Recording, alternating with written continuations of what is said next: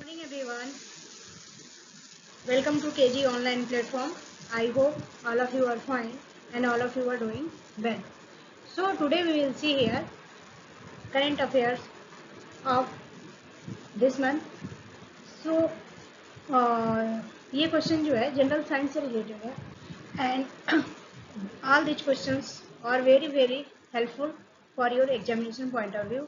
चाहे वो teaching exam हो, चाहे ये स्टेट एग्जाम हो या बैंक एग्जाम हो, रेलवे एग्जाम हो या कोई भी यूपीएससी या बीपीएससी कोई भी एग्जाम हो या एमटेट हो, सारे एग्जाम के लिए ये यूजफुल होगा. एंड आपको पता है कि जनरल साइंस से 5 नंबर के क्वेश्चंस आते हैं. तो let's see most important question of the day. So आपका ये जो क्वेश्चन का फॉर्म है एमसीक्यू के फॉर्म में है and we will see some description और some important point related to this form. So let's see start.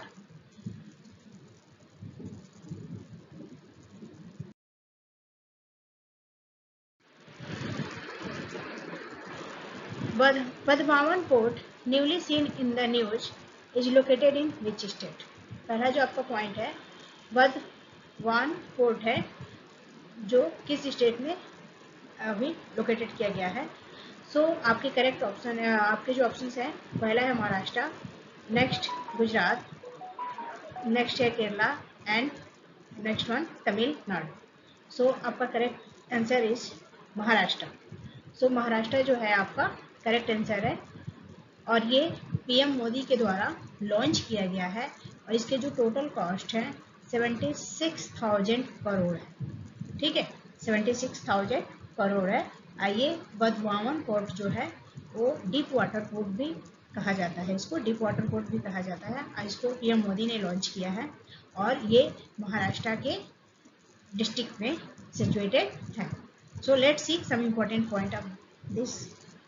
It will one of Indian largest deep water port, offering direct connectivity to international shipping routes. ठीक है, ये जो port है वो direct connect है जितने international shipping root है, ठीक है, उससे कनेक्ट है और सबसे लार्जेस्ट और डीप वाटर पोर्ट है, यानी सबसे गहराई का ये जो है जो पोर्ट है ये सबसे गहराई का है. And the project will create significant employment, boost local business and support regional economic growth. ये जो प्रोजेक्ट लॉन्च किया गया है जिसका कॉस्ट अप्रॉक्स 76,000 करोड़ है, इसको पीएम मोदी ने लॉन्च किया है और इससे जो है आपका एम्प्लॉयमेंट ज़्यादा बढ़ेगी, जो लोकल बिजनेस को ये बूस्ट करेगा एंड जितने जो रीजनल इकोनॉमिक ग्रोथ है उसको भी ये डेवलप करने में सपोर्ट करेगा. कौन? बदवान port. It emphasizes sustainable development and minimizing environmental impact. ठीक है, इससे सस्टेनेबल डेवलपमेंट होगा और जो भी इन्वायरमेंटल इम्पैक्ट है वो रिड्यूस होगा. और आपको पता है जो सस्टेनेबल डेवलपमेंट है एक ऐसा पॉइंट है जिसमें आने जो भी चीज़ें जो होती है एक बैलेंस वे में यूज की जाती है. सस्टेनेबल डेवलपमेंट का मतलब कि कोई भी हम रिसोर्सेज यूज कर रहे हैं तो उसका यूज इस वे में हो ताकि आने वाले टाइम के लिए भी बचा रहे और प्रेजेंट टाइम में भी हमारा जो रिक्वायरमेंट है वो फुलफिल हो जाए. ठीक है, सो जो ये बदवान पोर्ट है वो बहुत ही इम्पोर्टेंट है. ठीक है, for business point view, for employment, for economic growth and sustainable development and all it's global trade position. ठीक है, जितने भी ग्लोबल ट्रेड पोजीशन है उसके अकॉर्डिंग ये बहुत ही इम्पोर्टेंट है. So I hope this is enough for you and I hope ये जो क्वेश्चन है आपके लिए बहुत ही इम्पोर्टेंट होगा. Now moving to the next जो आपका है एसीटिन लाइट से है और ये एसीटिन लाइट जो है आपको पता है that is the organic compound. ठीक है, सो लेट्स सी इसके क्वेश्चंस क्या है. What is the acetanilide? Acetanilide का मतलब क्या है? आपके ऑप्शन ये रहे critical minerals, AI tool, synthetic organic compound and invasive weed. ठीक है, सो ये तो क्रिटिकल मिनरल है नहीं, आपको पता है, और एआई टूल भी नहीं है और इन्वेसिव विट्स जो होते हैं वो क्या बोलते हैं वहाँ पे बहुत ही डेंजरस जोन प्रोवाइड करते हैं फॉर लोकल ऑर्गेनिज्म, तो वो भी नहीं है. ठीक है, so correct option is synthetic organic compound. Correct option is synthetic organic compound. So ये ऑर्गेनिक केमिस्ट्री से रिलेटेड है। सो इसके जो कुछ इंपॉर्टेंट पॉइंट देख लेते हैं। Acetanilide is organic chemical compound that is classified amide, क्योंकि ये आपको एनाइड से है तो जाहिर सी बात है ये एमाइड ग्रुप से रिलेटेड होगा in the term of the functional group, and this means that it has carbonyl group. इसमें कार्बन ऑक्सीजन डबल बॉन्ड भी होंगे, इसमें बेंजीन रिंग भी है, ठीक है। इसके बाद से इसमें नाइट्रोजन भी अटैच्ड है, ऑक्सीजन भी अटैच्ड है और कार्बोनिल ग्रुप भी अटैच है, ठीक है। It also contain aromatic compound, और जो आपका बेंजीन, ये जो है बेंजीन रिंग है 6 रिंग कार्बन जिसको हम कहते हैं। सो ये क्या है, एक एरोमेटिक कंपाउंड है which is ring compose of the 6 carbon atom and alternating double single bonding pattern all around the ring. आप देख सकते हो कि ये जो बॉन्ड है डबल से है, और जो बेंजीन रिंग होता है 6 कार्बन कंपाउंड होता है, ठीक है, और ये हेक्सागोनल के फॉर्म में होता है। सो ये जो आपका है केमिस्ट्री से रिलेटेड क्वेश्चन है। So acetanilide that is known as synthetic organic compound. I hope this point is clear. Now moving to the next point. Next है आपका पोवा रिजर्व। सो पोवा रिजर्व है, पोवा reserve forest which was seen in the news is located in which northern state, ठीक है। पोवा reserve जो आपका क्वेश्चन है ये किस स्टेट में, नॉर्थ इंडिया के किस पार्ट में सिचुएटेड है, कौन पोवा रिजर्व। सो आपकी ऑप्शन एरिया है Mizoram, Nagaland, Assam and Manipur. So correct answer is Assam, correct answer is Assam.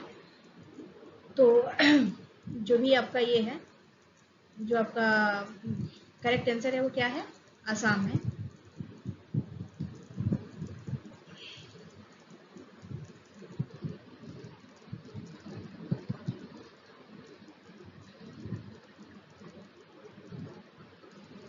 Now you can see here some important notes related to the Pova reserve.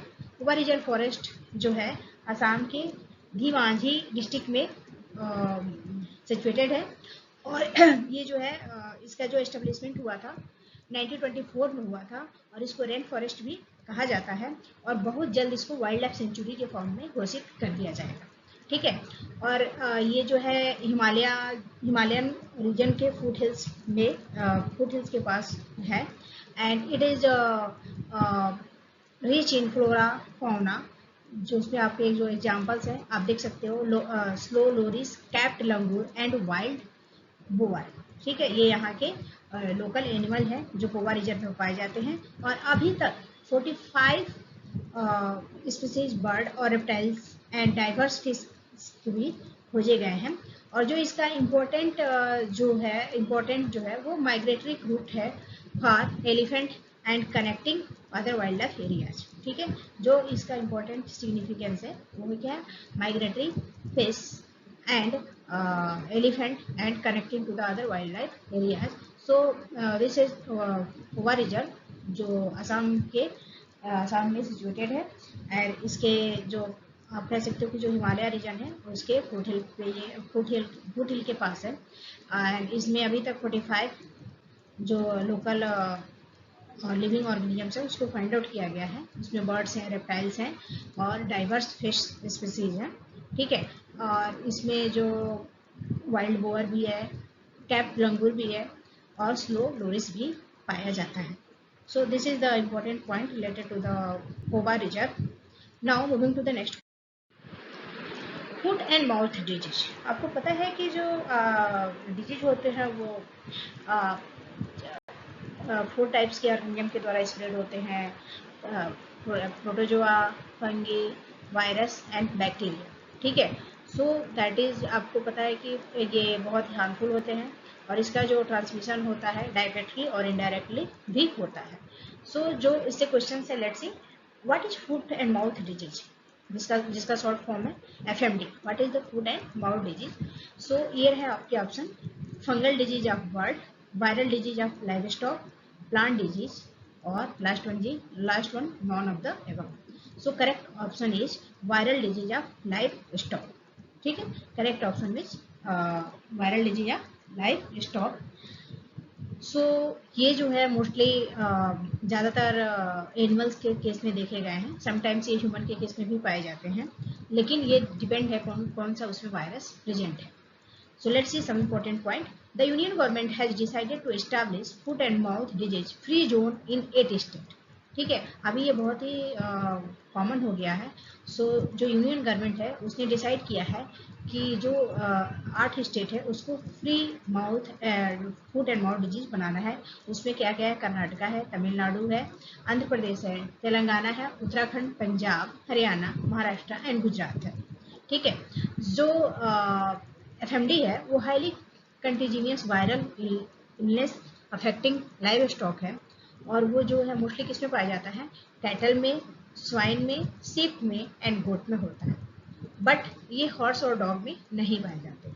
ठीक है, और इसके जो वायरस है उसका क्या नाम है, एप्थोटो वायरस। ठीक है, ये किसके द्वारा होता है, एप्थोटो वायरस के द्वारा होता है एंड इट हैज 7 स्ट्रेन। अभी तक इसके 7 स्ट्रेन को डिस्कवर किया गया है, और इसका जो ट्रांसपोर्ट होता है आप देख सकते हो कि ये spread through the excretion and secretion.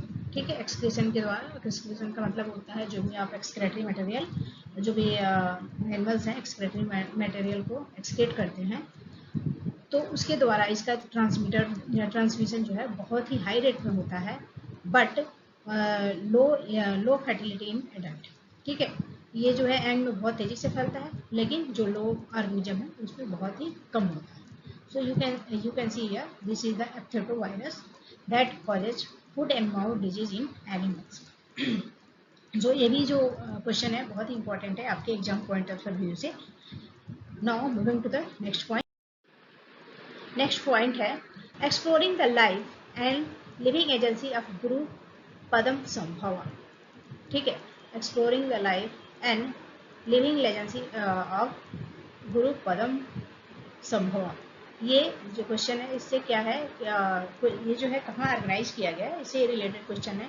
Lately where was the international conference on exploring the life and living agency of Guru पदम संभव हेल्ड। ठीक है, ये जो है कहाँ पे इसका कॉन्फ्रेंस हेल्ड किया गया है, लास्ट में अभी तुरंत ये ऑर्गेनाइजेशन कॉन्फ्रेंस हुआ है, तो ये कॉन्फ्रेंस कहाँ हुआ है। सो लेट्स सी, इसके जो ऑप्शन है, Indore Madhya Pradesh, Ayodhya UP, Nalanda Bihar, Kutch Gujarat. So correct option is Nalanda Bihar. ठीक है, नालंदा आपको पता है दैट इज द सबसे जो पुराना यूनिवर्सिटी है, ठीक है, वो नालंदा में ही है, नालंदा यूनिवर्सिटी ही है। ठीक है, सो ये जो कॉन्फ्रेंस हुआ है पदम संभव, ये नालंदा में हुआ है, जो बिहार का एक बहुत बड़ा डिस्ट्रिक्ट है।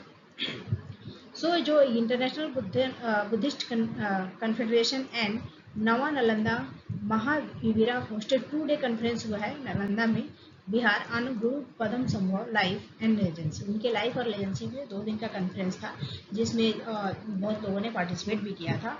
एंड गुरु पदम संभव आल्सो नोन एज गुरु रिनपोच, जो 8th सेंचुरी में 8th सेंचुरी में थे, and he is recognized as the founding father of Tibetan Buddhism and arrived at the Tibet in 1749 AD। ठीक है, ये जो ये उसमें तिब्बतन के जो फादर थे बुद्धिज्म, उनके ऊपर फोकस किया गया था, जो 740 AD में यहाँ पे आए थे। And he spread Buddha teaching across the Himalaya region including India, Nepal, Pakistan, Bhutan and Bangladesh and Tibet. ठीक है, तो जो बुद्धिज्म का जो ज्ञान था, जो भी उनसे रिलेटेड उनको जो चीज़ें फैलानी थी इंडिया में, उस चीज़ को उन्होंने पूरे ही ऑनेस्टी के साथ स्प्रेड किया था, और लोकल पीपल को उन्होंने टीच किया था, उसके ऊपर से कॉन्फ्रेंस किया गया है। तो आपको इतना डीपली नहीं जाना है, क्वेश्चन जो आपका होगा यही पूछा जाएगा कि पदम संभव कॉन्फ्रेंस कहाँ हेल्ड किया गया है रिसेंटली, तो ये कहाँ हुआ है, बिहार के नालंदा में। Now moving to the next point. So please यदि आपको वीडियो अच्छी लगी हो तो प्लीज़ लाइक कीजिए, सब्सक्राइब कीजिए एंड शेयर कीजिए। Thank you very much.